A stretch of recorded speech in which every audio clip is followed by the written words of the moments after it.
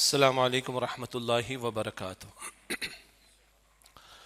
الحمد للہ نحمده ونستعینه ونستغفره ونؤمن به ونتوکل علیہ ونعوذ باللہ من شرور انفسنا ومن سیئات اعمالنا من يهده الله فلا مضل له ومن يضلل فلا هادي له واشهد ان لا اله الا الله وحده لا شريك له واشهد ان محمدا عبده ورسوله صلى الله عليه وعلى اله واصحابه وبارك وسلم تسليما كثيرا فإن خير الحديث كتاب الله وخير الهدي هدي محمد صلى الله عليه وسلم وشر الأمور محدثاتها وكل محدثة بدعة وكل بدعة ضلالة وكل ضلالة في النار أو كما قال رسول الله صلى الله عليه وآله وسلم أما بعد أعوذ بالله من الشيطان الرجيم بسم الله الرحمن الرحيم ووصينا الإنسان بوالديه إحسانا حملته أمه كرها ووضعته كرها وحمله وفصاله 30 شهرا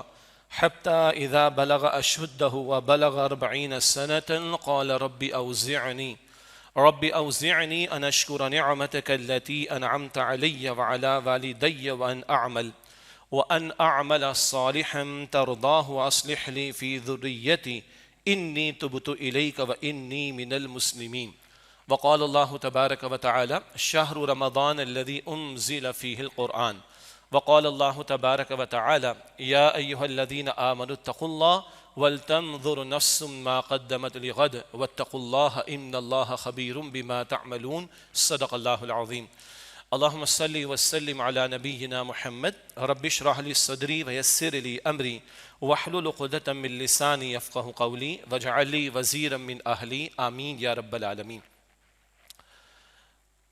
میں نے آپ کے سامنے سورہ احقاف کی آیت نمبر 15 کی تلاوت کی ہے اور سورہ البقرہ کی آیت نمبر 185 کا ایک حصہ تلاوت کیا ہے اور سورۃ الحشر کی آیت نمبر 18 یاد دہانی کے طور پر اس کی تلاوت کی ہے۔ آج جن نکات پر گفتگو کرنی ہے ان میں ایک نکتہ تو والدین اور بالخصوص والدہ کے تعلق سے آپ میں سے اکثر ساتھیوں کے علم ہے کہ گزشتہ جمعے میری والدہ کا جنازہ تھا اور اس وجہ سے میں لاہور میں جو قرآن اکیڈمی کی مسجد میں جمعے کی ذمہ داری ہوتی ہے تو وہ پچھلا جمعہ وہاں نہیں پڑھا سکا تھا۔ البتہ یہاں قرآن اکیڈمی مسجد جامع القرآن کراچی میں والدہ کے حوالے سے دعا کا بھی اہتمام ہوا۔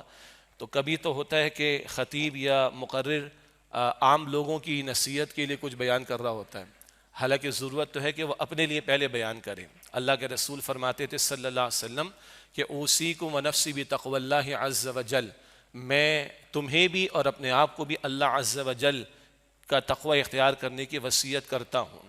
البتہ آج چاہت یہ تھی کہ مختصر سا ذکر والدین کے تعلق سے ہو تاکہ ہمیں بھی یاد رہے کہ جن کے والدین چلے گئے ہیں اور جانے کے بعد بھی کچھ کرنا چاہیے اس پر توجہ رہے، اور جن کے حیات ہیں ان کو بھی توجہ رہے اور وہ اپنے والدین کی قدر کریں اور خدمت کرنے کی کوشش کریں۔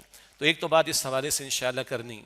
اسی طرح گزشتہ جمعے یہاں پر مسجد میں جامع قرآن اکیڈمی کراچی میں محترم ڈاکٹر ریاض صاحب نے آپ کے سامنے رمضان شریف کے بارے میں جو نبی اکرم علیہ السلام کا خطبہ رمضان فضیلت کے تعلق سے اس کا مطالعہ کرایا تھا اور سورۃ البقرہ کی 3 یا 4 آیات کا مطالعہ آپ کے سامنے آیا تھا 183 سے 186 تک کم و بیش یا 185 تک۔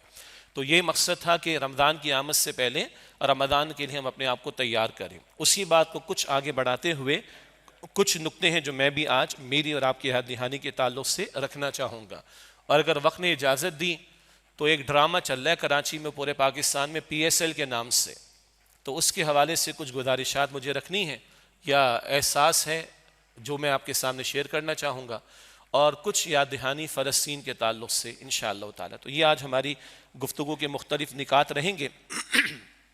جو سورۃ الاحقاف کی آیت نمبر 15 ہے، کچھ عرصے قبل اس کا میں نے درس دیا ہے اور غالباً اب مجھے یاد نہیں آ رہا کہ وہ یہاں کراچی میں تھا یا لاہور کی قرآن اکیڈمی کی مسجد میں تھا۔ البتہ اس وقت اس کا درس دینا مقصود نہیں ہے، مگر اس مقام پر اللہ تعالیٰ نے والدہ کا ذکر خاص کیا ہے، چنانچہ میں چاہتا ہوں کہ ہماری یاد دہانی کے اس کا تذکرہ آ جائے۔ اللہ تعالیٰ نے ارشاد فرمایا سورہ احقاف 26 پارے کی پہلی سورت ہے، وَوَصَّيْنَا الْإِنسَانَ بِوَالِدَيْهِ إِحْسَانًا، اور ہم نے انسان کو وصیت کی ہے یعنی حکم دیا ہے اس بات کا کہ والدین کے ساتھ حسن سلوک کرو۔ قرآن حکیم میں کم از کم 5 مرتبہ اللہ تعالیٰ نے اپنے حق کے فوراً بعد والدین کے حق کو بیان فرمایا ہے۔ ہاں، جب محبت کی بات آئے گی اور اطاعت کی بات آئے گی تو اللہ کی محبت سب سے اوپر، اللہ کے رسول کی محبت سب سے اوپر صلی اللہ علیہ وسلم۔ محبت کی بات آئے گی، اطاعت کی بات آئے گی تو جب اطاعت کا معاملہ آئے گا اللہ کی اطاعت سب سے اوپر اور رسول اللہ علیہ السلام کی اطاعت سب سے اوپر، یہ اصولی بات ہے۔ البتہ حقوق کی بات آئے گی، خدمت کی بات آئے گی، حسن سلوک کی بات آئے گی تو اللہ تعالیٰ اپنے حق کے فوراً بعد ہمارے سامنے جو حق سب سے اوپر رکھتا ہے وہ کس کا ہے؟ والدین کا ہے۔ ہاں، ایک خاتون شادی شدہ ہو جائے، اس کا شوہر ہے تو شوہر کا درجہ ماں باپ سے اوپر ہے۔ ٹیکنیکلی ایک بیوی کی جنت کو شوہر کے ساتھ جوڑ دیا گیا ہے۔ احادیث میں آتا ہے کہ جس بیوی سے اس کا شوہر راضی ہو جائے اللہ اسے اختیار دے گا جنت کے جس دروازے سے چاہے وہ داخل ہو جائے۔ تو یہ ذرا اصولی باتیں ہمارے ذہن میں رہنی چاہیے۔ یہاں اللہ تعالیٰ نے اپنے حق کے فوراً بعد والدین کے حق کو بیان فرما اور حسن سلوک کا حکم دیا ہے۔ اور پھر احادیث مبارکہ ہیں جہاں بڑی تفصیل اللہ کے رسول علیہ السلام نے عطا فرمائی، اور خود قرآن حکیم میں جو مقام اس تعلق سے کلائمیکس اور نقطہ عروج ہے وہ سورہ بنی اسرائیل کی آیت نمبر 23، 24 اور 25 ہے۔ ہمارے جو منتخب نصاب بیان ہوتا ہے قرآن اکیڈمیز کے مراکز میں، تنظیم اسلامی کے دروس اور مراکز میں، جو استاد محترم بانی تنظیم ڈاکٹر اسرار احمد صاحب رحمۃ اللہ علیہ نے قرآن حکیم کے منتخب مقامات کا ایک نصاب مرتب کیا جس کا عنوان ہی منتخب نصاب ہے۔ بہت قیمتی جامع مقامات ہیں جس سے دین کا ایک جامع تصور اور ہماری دینی ذمہ داریاں اور کرنے کے کام واضح ہو جاتے۔ اس منتخب نصاب میں بھی وہ سورہ بنی اسرائیل کے مقام والی آیات شامل ہیں۔ وہاں اللہ تعالیٰ نے ارشاد فرمایا کہ اما یبلغن عندک الکبر احدہما او کلاہما فلا تقل لہما اف ولا تنہرہما وقل لہما قولا کریما واخفض لہما جناح الذل من الرحمہ وقل رب ارحمہما کما ربیانی صغیرا۔ اگر ماں باپ دونوں یا ایک تمہارے سامنے یا ایک یا دونوں تمہارے سامنے بڑھاپے کو پہنچ جائیں تو اف بھی نہ کہنا۔ یہ اردو والا اف نہیں ہے، وہ تو نکلتا ہے جب ٹیبل کے کارنر پر ہمارا گھٹنا لگتا ہے۔ عربی کا اف کیا ہے؟ ہلکی سی آہ بھی ماں باپ کے سامنے نہ نکلے، ناگواری کا ہلکا سا اظہار بھی نہ ہو۔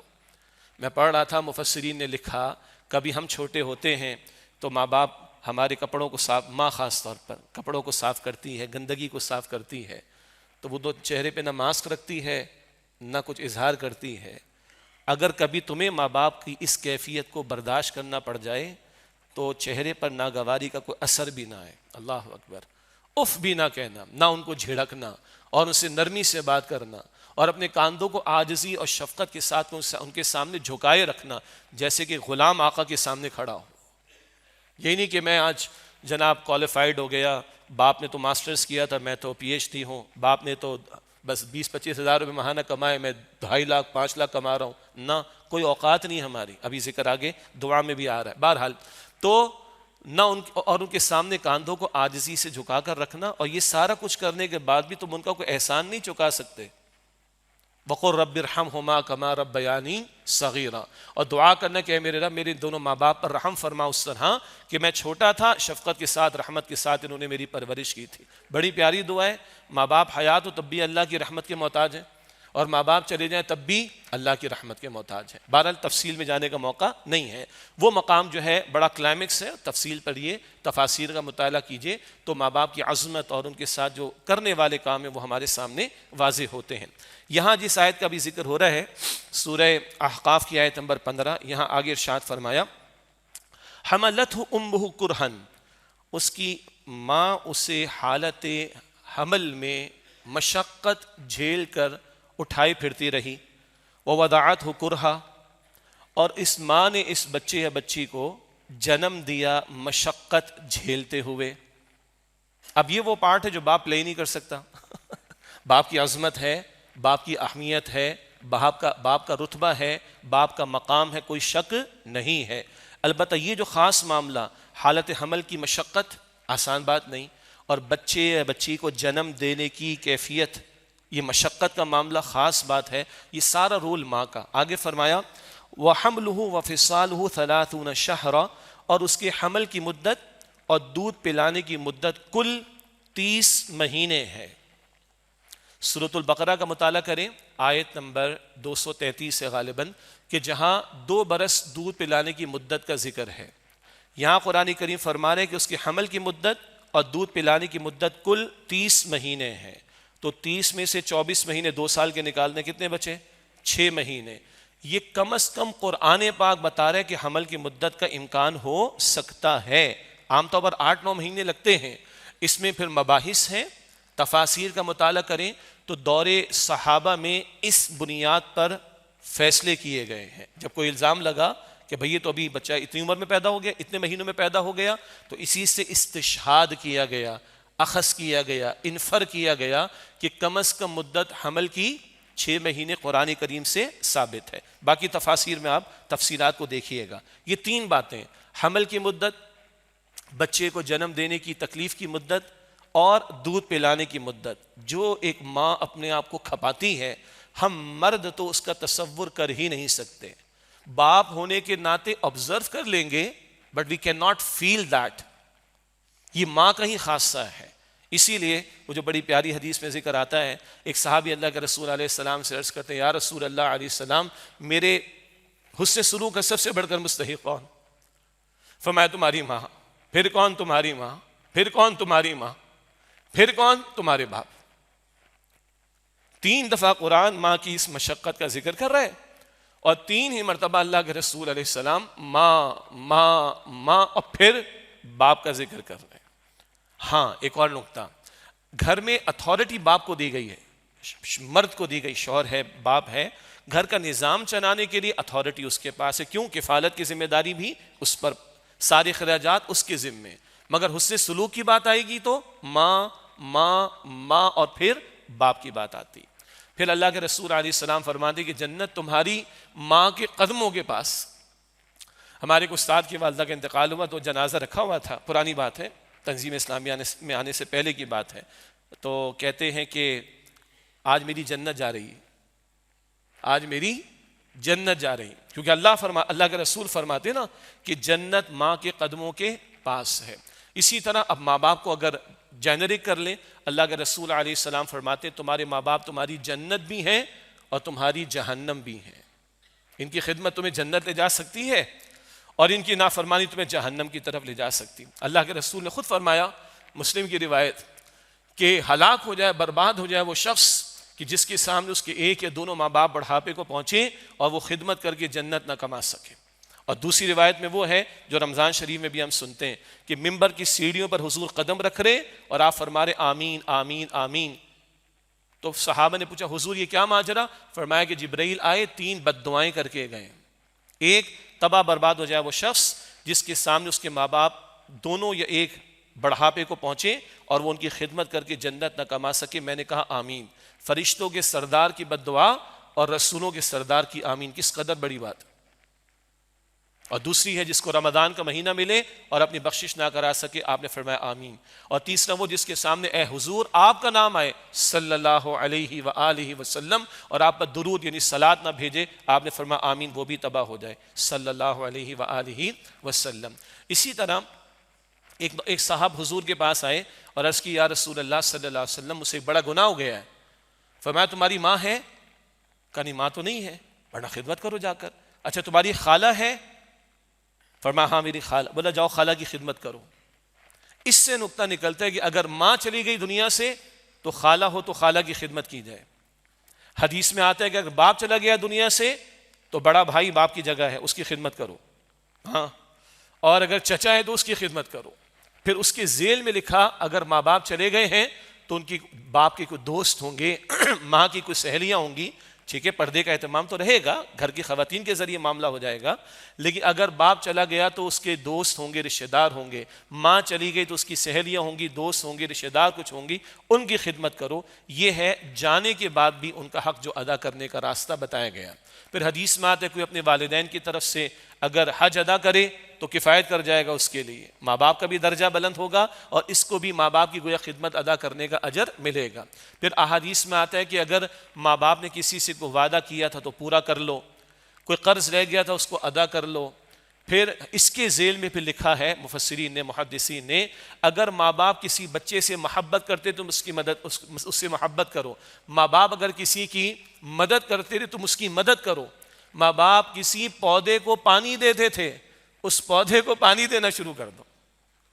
یہ اتنا پیارا دین اللہ نے ہمیں عطا فرمایا کہ نتھنگ ٹو لوز والی بات ہے، تو ہیں تو خدمت کرو بھائی، اور چلے گئے تو یہ سارا کچھ ہے۔ اور سب سے بڑی بات کیا ہے، حضور نے فرمایا کہ جب انسان کا انتقال ہو جاتا ہے تو اس کا نام اعمال بند کر دیا جاتا ہے سوائے 3 کاموں کے۔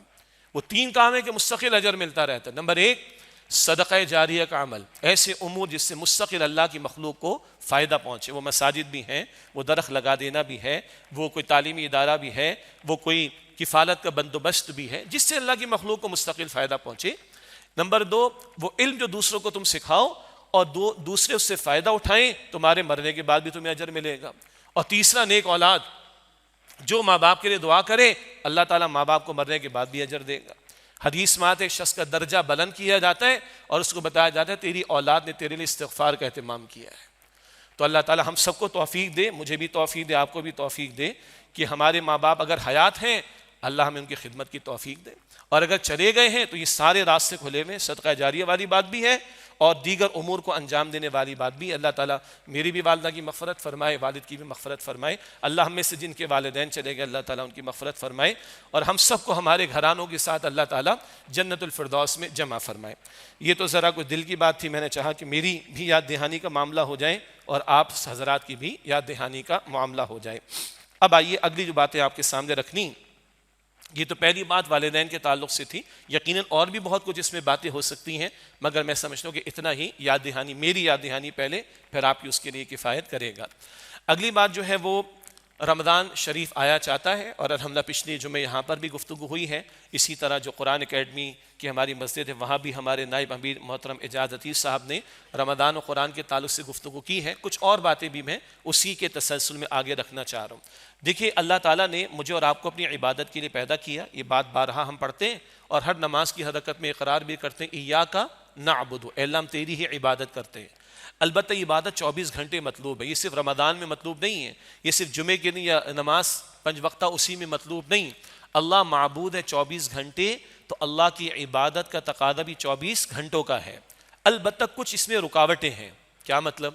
کچھ باتیں رکاوٹ بنتی ہیں اور ہم بھول جاتے ہیں کہ اللہ ہمارا معبود ہے، یا ہم نہیں کر پاتے اللہ کی عبادت، کچھ رکاوٹیں، کچھ ہرڈلز آ جاتی ہیں، ان کو دور کرنے کے لیے اللہ نے بڑی بڑی عبادات ہمیں عطا فرمائیں، جن کو موڈس آف ورشپ کہتے ہیں۔ عبادات، نماز ہے، زکوٰۃ ہے، روزہ ہے، حج ہے۔ نماز کا بہت بڑا فائدہ کیا ہے؟ بہت سارے فوائد ہیں، بہت سارے فوائد ہیں۔ ایک بہت بڑا فائدہ کیا ہے؟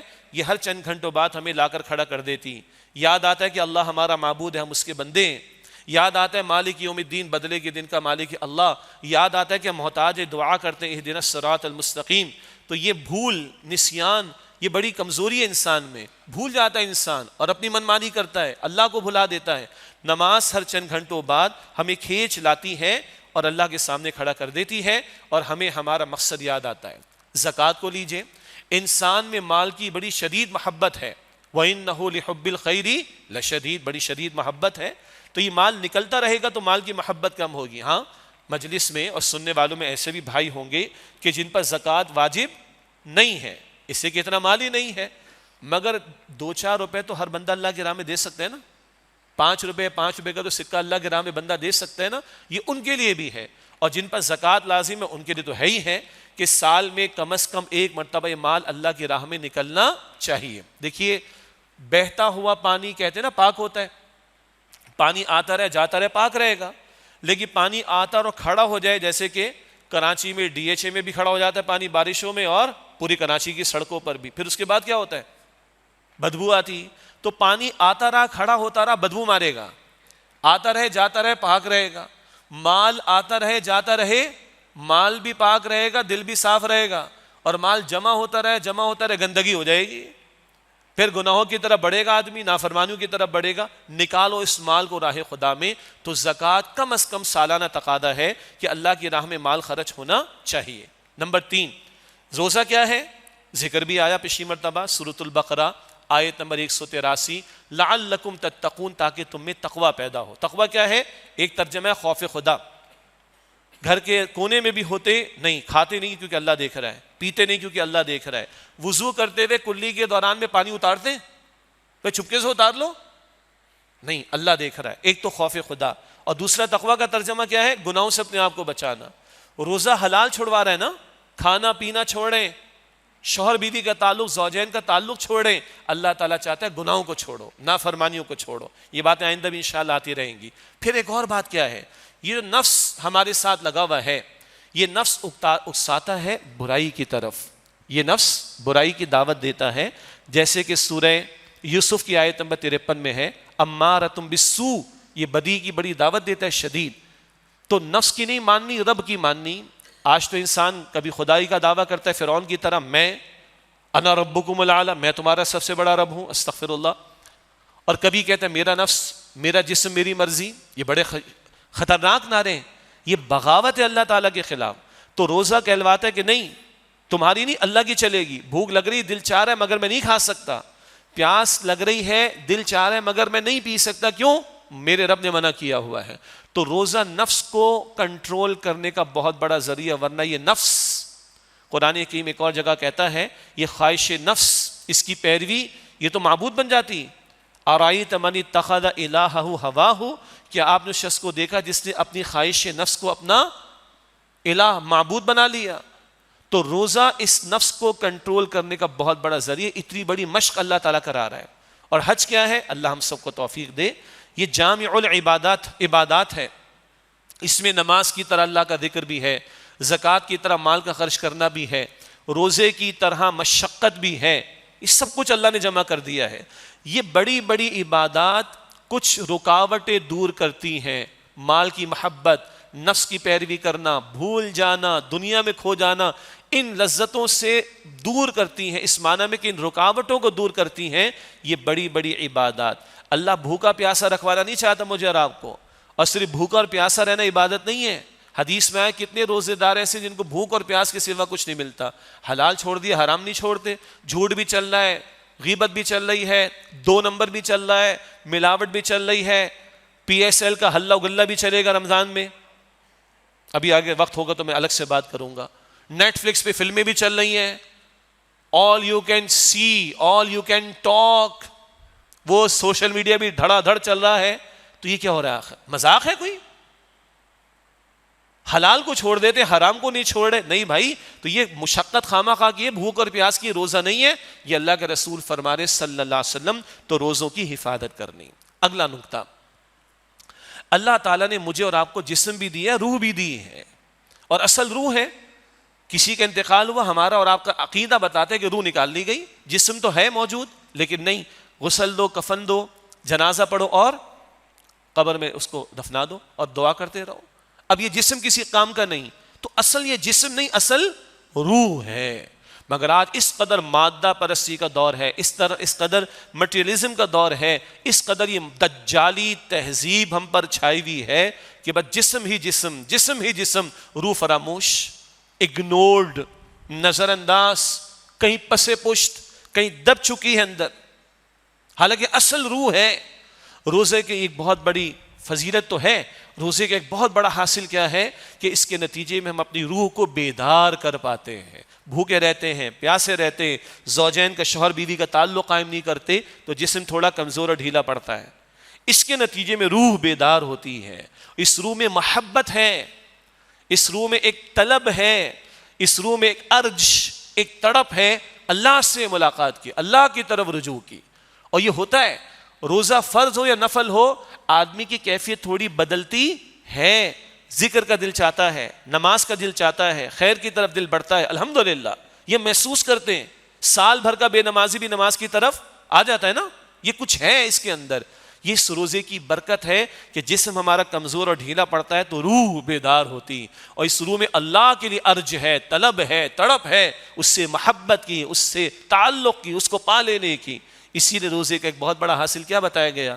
اللہ کے رسول علیہ السلام نقل فرماتے، حدیث قدسی اللہ فرماتا ہے، الصوم لی وانا اجزا بہ، یہ روزہ میرے لیے ہے، میں ہی اس کا بدلہ ہوں، میں ہی بندے کو مل جاؤں گا۔ مگر وہ کون سا روزہ؟ جو گناہوں سے ہم اپنے آپ کو بچائیں گے، آلودگی سے اپنے آپ کو بچائیں گے، نافرمانیوں سے اپنے آپ کو بچائیں گے، اور اس روح کو بیدار کر کے اس کو مضبوط کرنے کے لیے قرآن سے بھی جوڑیں گے، بھی ذکر آ رہا ہے۔ تو یہ ایک مارکہ روح و بدن، بڑا پیارا عنوان ہے سید ابو الحسن علی ندوی رحمۃ اللہ علیہ کی کتاب کا، مارکہ روح و بدن۔ اور اس موضوع پر استاد محترم ڈاکٹر اسرار احمد صاحب رحمۃ اللہ علیہ کے خطابات بھی ہیں، حقیقت روح کے عنوان سے بھی اور فتنہ دجال کے عنوان سے بھی، اور سائنس اور کلیسا کا تصادم، اس موضوع پر بھی ان کے آڈیو لیکچرز موجود ہیں۔ بہرحال تو اس روح کی بیداری، یہ اس روزے کا بہت بڑا حاصل۔ ایک اور انداز سے دیکھیے، یہ جو رمضان کا مہینہ ہے یہ ایک مشقت فقط نہیں ہے، یہ ایک مجاہدانہ تربیت سے اللہ تعالیٰ مجھے اور آپ کو گزار رہا ہے۔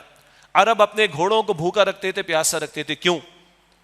وہ اونٹ استعمال کرتے تھے عام سواری کے لیے، بار برداری کے لیے، مال لوڈ کرنے کے لیے، کہیں لے جانے کے لیے۔ مگر جب لوٹ مار کرنا ہوتی، جنگ لڑنا ہوتی، تو گھوڑے استعمال کرتے، تیز رفتار جانور۔ ان کو کئی دن تک بھوکا رکھ کر، پیاسا رکھ کر اس کا اسٹیمنا یا اس کی اسٹرینتھ کو یا اس کی قوت کو بڑھاتے تھے۔ تیز آندھی چلتی تو گھوڑے کا رخ اس طرف کر کے تھپیڑے برداشت کرواتے تھے تاکہ اس کی اسٹیمنا کو بڑھایا جائے، اس کی اسٹرینتھ کو، قوت کو بڑھایا جائے۔ اس ساری مشقت کو جو وہ کرواتے تھے، اپنے گھوڑوں کو بھوکا رکھوانا، پیاسا رکھوانا، وہ کہتے تھے یہ ہے صوم الفرس، گھوڑے کا روزہ۔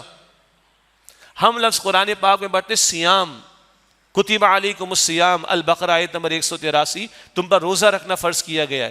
یہ لفظ عرب جانتے تھے مشقت کیا ہوتی ہے، بھوک اور پیاس کی مشقت کیا ہوتی ہے، اس کا مقصد کیا ہوتا ہے، یہ گھوڑے کو تیار کرنا ہے اور میدان میں اتارنا ہے۔ تو اللہ تعالیٰ ایک مہینہ مجھے اور آپ کو گزار کر میدان میں اتارنا چاہتا ہے۔ کس میدان میں؟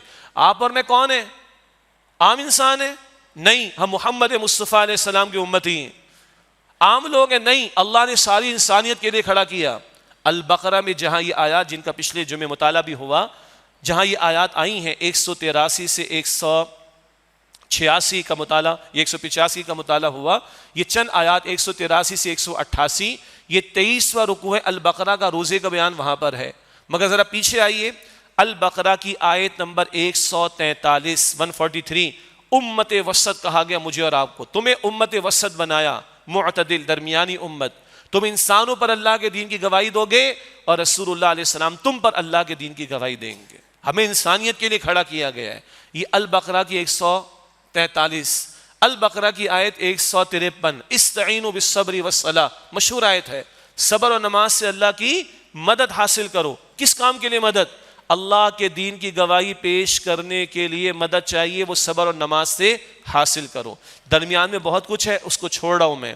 البقرہ کی 183 کا مطالعہ پہلے ہوا، کتب علیکم الصیام، یہ روزہ رکھنا پر فرض کیا گیا ہے، روزے کی فرضیت آ گئی۔ البقرہ کی 193 میں قتال کی فرضیت کا بیان، 10 آیتوں کے بعد، وَقَاتِلُوهُمْ حَتَّى لَا تَكُونَ فِتْنَةٌ، جنگ کرو ان کے خلاف یہاں تک کہ فتنہ باقی نہ رہے۔ یہ میدان جنگ میں کیوں اتر رہا ہے؟ فتنے کے خاتمے کے لیے۔ فتنہ کیا ہے؟ ایسے حالات جہاں اللہ کی کامل بندگی ممکن نہ ہو، یہ کفر کا نظام، شرک کا نظام، ان کے خلاف جنگ کرنی ہے تم نے۔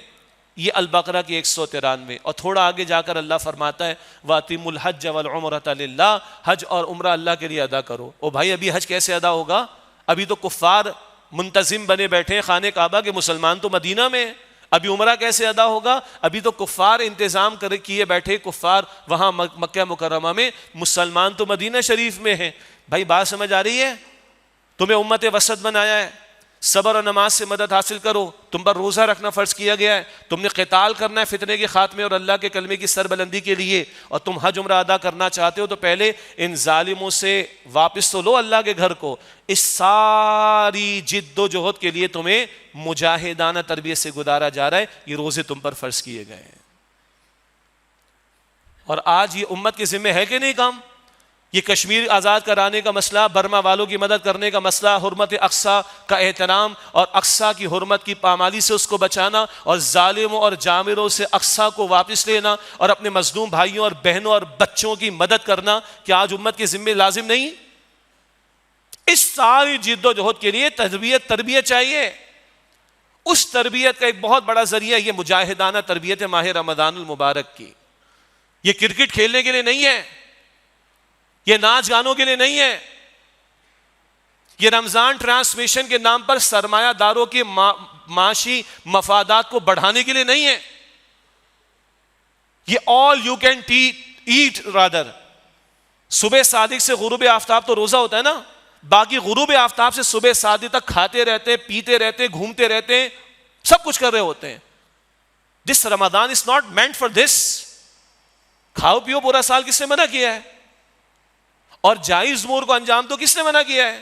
اس مہینے کو تو فوکس کرو اپنی روح کو بیدار کرنے کے لیے, اور مجاہدانہ تربیت کے لیے, اور اللہ کی راہ میں کھڑا ہونے کے لیے. یہ رمضان اس لیے عطا کیا گیا. اور سنیے اگلا نقطہ, یہ رمضان نزول قرآن کا مہینہ ہے نا. سارے مہینے اللہ کے فضائل ہم سنتے, ایک کا ثواب 70 کا, نفل کا ثواب فرض کا ثواب 70 فردوں کا, بالکل ثواب ملتا ہے. رحمت کا عشرہ, مغفرت کا عشرہ, جہنم سے آزادی کا عشرہ, بالکل. جنت کے دروازے کھلے, جہنم کی بند, بالکل صحیح. But for what reason? کیوں یہ فضیلت ہے؟ اللہ فرماتا ہے شہر رمضان الذی انزل فیہ القرآن, رمضان کا مہینہ وہ ہے جس میں قرآن حکیم نازل کیا گیا. یہ سارے فضائل قرآن کریم کی وجہ سے. اور کہاں ہے قرآن؟ ہم تراویح میں سن تو لیں گے انشاءاللہ تعالی, ہم ایک دفعہ تلاوت کی تکمیل بھی کر لیں گے, اللہ تعالیٰ قبول فرمائے. لیکن میرے بھائیوں, بزرگوں, میری بہنوں, میرے ساتھیوں, میرے بچوں, یہ قرآن صرف ایک مرتبہ پڑھ لینے, سن لینے کے لیے نہیں ہے. اس کی تلاوت پر ثواب ملتا ہے, اس کی ایک ایک حرف کی تلاوت پر ثواب ملتا ہے, بغیر سمجھے بھی تلاوت کرے ثواب ملتا ہے. ہم قائل ہیں, احادیث موجود ہیں, مگر یہ صرف ثواب کی کتاب نہیں, یہ تو ہدایت کی کتاب ہے. یہ قدر والی رات میں آئی, تقدیروں کو بدل دینے والی کتاب ہے. یہ دنیا کو تبدیل کر دینے والی کتاب ہے. اس نے عرب کے لوگوں کی کایا کو پلٹ دیا تھا. ان کے دن رات, ان کے شب و روز, ان کا گھر, ان کا عقیدہ, ان کا کردار, ان کے اخلاق, ان کے اعمال, ان کا گھر, ان کی معیشت, ان کی معاشرت, ان کی سیاست, ان کی عدالت, سب کچھ کو اس قرآن نے بدل دیا تھا. آج ہم میں فرق نہیں پڑ رہا. ہم ہر سال یہی باتیں رمضان سے پہلے کرتے ہیں, اور ہر سال ہم رمضان گزارتے ہیں, اور چاند رات کو ہمارا جھاگ بیٹھ جاتا ہے سارا. ہم فائرنگ کرتے ہیں جب چاند نظر آ جاتا ہے عید کا, شیطان آزاد, ہم بھی آزاد, اور پھر وہ قرآن پاک بند ہو جاتا ہے. اور ایک مہینے کی اتنی مشقت والی عبادات سے اللہ تعالیٰ ہمیں گزارتا ہے, بٹ امت میں ایز اے ہول چینج نہیں آتا. کیوں؟ شاید ہم نے قرآن کو بس ایک ثواب کی کتاب سمجھ لیا ہے, ہم اسے ہدایت کے لیے نہیں پڑھ رہے. صحابہ پوری رات قرآن کے ساتھ لگاتے تھے, اور ان کو ٹرانسلیشن کا, ترجمے کا مسئلہ نہیں تھا. پوری راتیں ان کی رمضان کی قرآن پاک کے ساتھ گزرتی تھی, because they knew the worth of the Quran. ان کو قرآن کی عظمت کا اندازہ تھا. وہ قرآن جس نے سب کچھ بدل کر رکھ دیا اس ماحول و معاشرے کے اندر. اللہ کی قسم, وہ قرآن آج بھی وہی قرآن ہے جو محمد مصطفیٰ کو عطا ہوا صلی اللہ علیہ وسلم. وہ قرآن آج بھی قدر والی رات والے میں جو نازل ہوا, آج بھی وہ قدر والا کلام یہ تقدیروں کو بدل سکتا ہے, بشرطے کہ امت تو اپنے اندر ایک ارج پیدا کرے. یہی وہ دعوت ہے جو ڈاکٹر اسرار احمد صاحب رحمۃ اللہ علیہ دیا کرتے تھے. یہی وہ محنت ہے جو دورہ ترجمہ قرآن کے عنوان سے 1984 کم و بیش انہوں نے لاہور میں شروع کی. آؤ بھائی, رمضان تو سجایا گیا قرآن کے لیے. رمضان کے روزے لعلکم تشکرون, البقرہ 185 آیت نمبر, قرآن کریم پہ شکرانہ ادا کرنے کے لیے اتنی مشقت والی عبادت تم پر لازم کی گئی. رمضان کی راتوں میں تمہیں چھٹی نہیں دی گئی, رات کو کھڑے ہو جاؤ, قرآن پڑھو, سنو. یہ قرآن رات میں اور دن میں اس قرآن پر شکرانہ, اس مہینے میں یہ سجایا گیا ہے قرآن کے لیے. اور اللہ کے بندو, دنیا کی ہر کتاب کو سمجھ کر ہم نے پڑھا, ہمارے بچے پڑھتے ہیں, بغیر سمجھے ہم دنیا کا کوئی ٹیکسٹ نہیں پڑھتے. غیر پڑھا لکھا آدمی بھی آج اسمارٹ فون پر پڑھ رہا ہے بہت کچھ. اللہ نہیں پوچھے گا میرا قرآن تم نے پڑھا کہ نہیں پڑھا, سمجھا کہ نہیں سمجھا, مانا کہ نہیں مانا, عمل کیا کہ نہیں کیا. دس از دا ٹائم. یہ رمضان سجائے اسی لیے گیا ہے. اس کی خاطر یہ دورہ ترجمہ قرآن, یہاں قرآن اکیڈمی جامع القرآن کی مسجد میں بھی, پاکستان بھر میں بہت سارے مقامات پر, 100 مقامات پر کم و بیش یہ ترجمہ تشریح پوری مکمل تراویح کے ساتھ انشاءاللہ. کوئی 50 مقامات پر مختصر انداز سے مضامین کا بیان تراویح کے ساتھ ساتھ. یہ 150 مقامات کم و بیش اب تک ہم نے طے کیے پورے پاکستان میں. ہمارے کراچی یہیں DFDH ہے کہ ایک ساتھی نے اس کی ایک ایپ بھی بنا دی جو لوگ استعمال کرتے ہیں, اینڈرائڈ پر بھی ہے, iOS پر بھی ہے.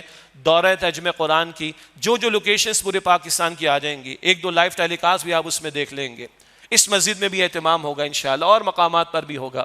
تو میں تو آپ کو دعوت دوں گا بھائی پورے گھرانے کے ساتھ شرکت کریں. میں پوری فیملی کو لے کے جاتا ہوں الحمدللہ جب موقع ملتا ہے الحمدللہ. اور خدا کی قسم یہ لائف چینجنگ نشستیں ہیں قرآن کی وجہ سے, رمضان کی برکت, پورا قرآن ترجمے کے ساتھ. اللہ اکبر کبیرہ. 3 مرتبہ قرآن کی تکمیل ہوتی ہے, 3 مرتبہ, 150 گھنٹہ, بس زیادہ نہیں. ہم ہزاروں گھنٹے اپنی زندگی کے لگا چکے. Just 150 hours in 29 nights, that's it. 150 گھنٹہ 29 راتوں میں.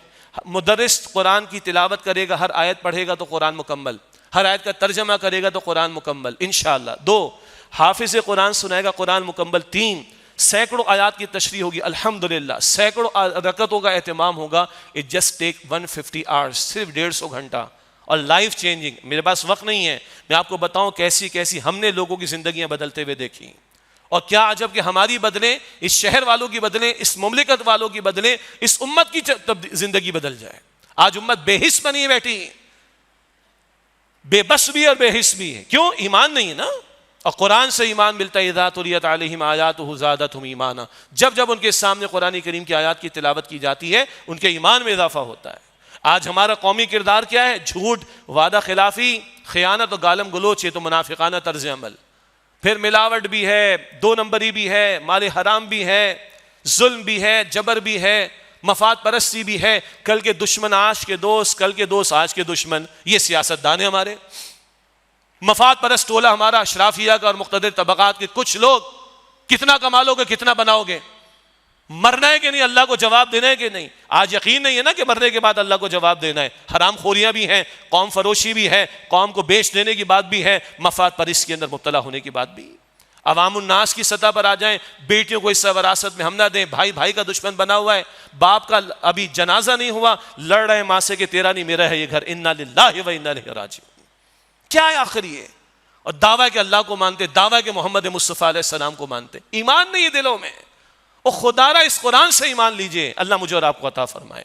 تو اس قوم کے لیے اور یہ امت کی بے حسی کیوں؟ حب الدنیا و کراہیت الموت, دنیا کی محبت اور موت سے نفرت. حضور نے فرمایا یہ جب ہوگا تو قومیں ایک دوسرے پر مل کر تم پر حملہ کریں گی. یہی آج فلسطین کے اندر ہے. امریکہ ویٹو کیے چلا جا رہا ہے, اسرائیل دشمنی پر دشمنی بڑھائے چلا جا رہا ہے, ظلم پر ظلم بڑھائے چلا جا رہا ہے. عربوں کو کوئی خوف نہیں خدا کا, اور ہمارے والے بھی خاموش بیٹھے ہیں. خدا کے بندوں ہم بس بیان کر سکتے ہیں, ہمارے پاس طاقت نہیں کہ ہم جا کے وہاں پر جواب دیں. لیکن جن کے پاس طاقت ہے وہ بھی اپنی میٹنگ سے بیٹھ کے مذمتیں کریں, بس اسرائیل نے گڑبڑ کر دی. تو آپ میں مجھ میں کیا فرق ہے؟ آپ ٹھنڈے ٹھنڈے کمروں میں بیٹھ کے میٹنگز میں مذمتیں کر دو بس اسرائیل کی, then what is the difference between you and me? خدا کی قسم بے حسی کا عالم. آپ بچوں کے لاشیں نہیں دیکھ رہے, بچے کو گھاس کھاتے ہوئے نہیں دیکھ رہے, روٹی کے ٹکڑے بڑے مشکل ان کو ملے, اور کہیں راشن اگر تو وہاں ظالم بمبارڈمنٹ کرتے ہیں. بچوں کے لاشیں دیکھیں آپ لوگوں نے, میں نے بھی دیکھے. یہ ذلت آج کیوں ہے؟ اس قرآن کو چھوڑ دینے کی وجہ سے. قرآن خدا کی قسم ایمان نہ ہونے کی وجہ سے, جو ایمان دلوں میں ہوتا ہے اور بندے کو ایمان کھڑا کرتا ہے کافر کے مقابلے. اس بے حسی اور بے بسی کا علاج بھی اس قرآن کریم کے اندر.